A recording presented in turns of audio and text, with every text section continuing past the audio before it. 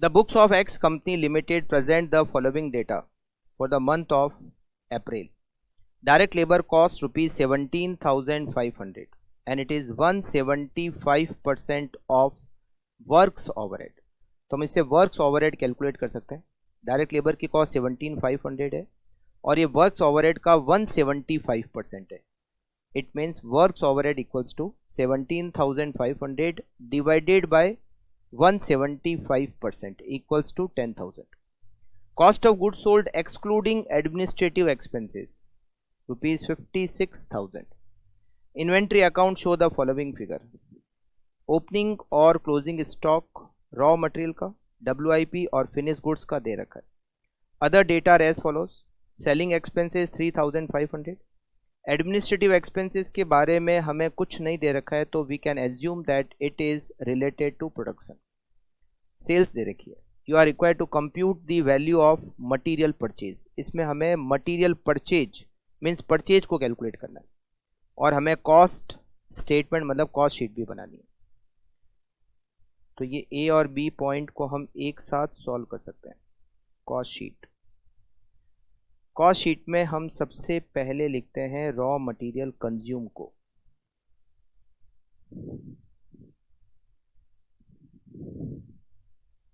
इस क्वेश्चन में परचेज नहीं दे रखी है मगर हमें क्वेश्चन में कॉस्ट ऑफ गुड्स सोल्ड की डिटेल दे रखी है. तो हम सबसे पहले यहां पर लिख सकते हैं raw material consumed.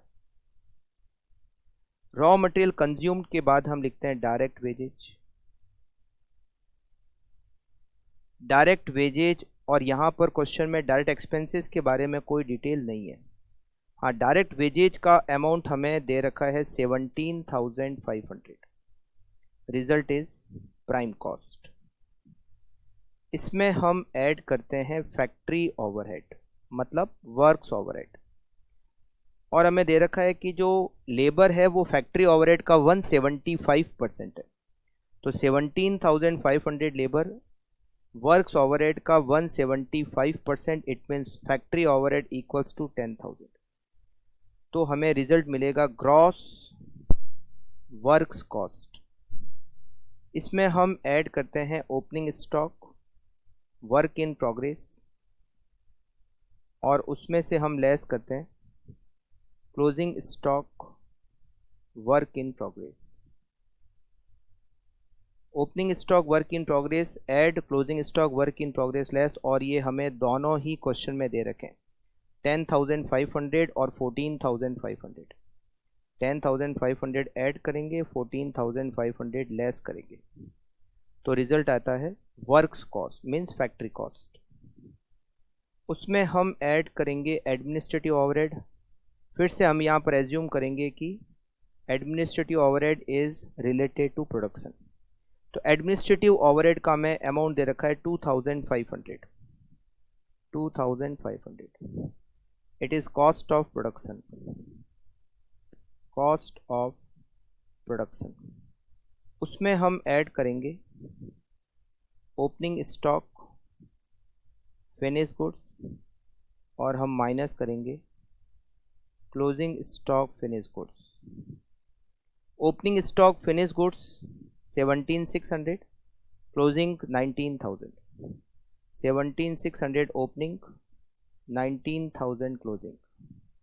Result is cost of goods sold.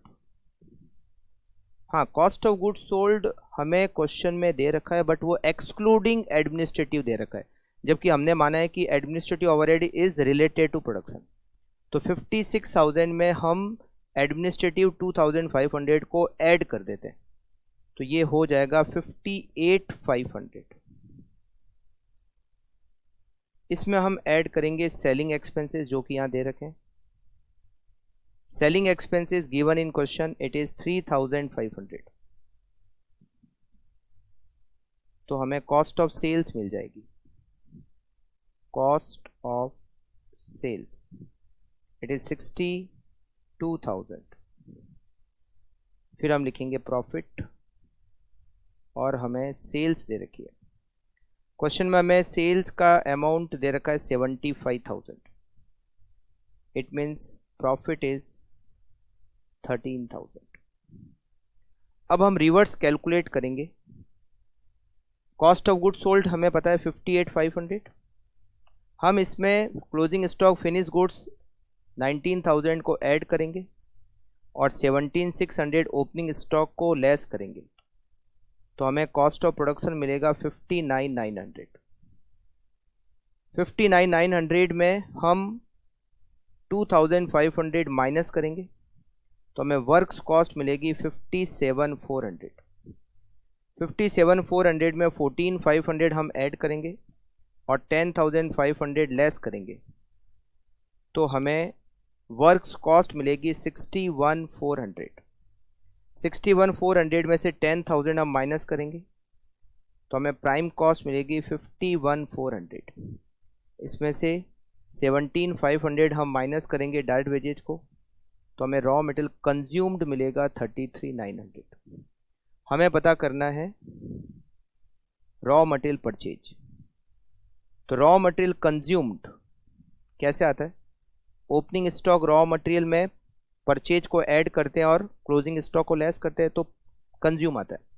तो कंज्यूम में अगर मैं क्लोजिंग स्टॉक को ऐड करूं, क्लोजिंग स्टॉक रॉ मटेरियल और ओपनिंग स्टॉक रॉ मटेरियल को माइनस कर देता हूं, तो मुझे परचेज मिल जाएगी। Purchase balancing figure, purchase balancing figure. Raw material consumed is 33,900. Closing stock of raw material is 10,600 and opening stock of raw material is 8,000.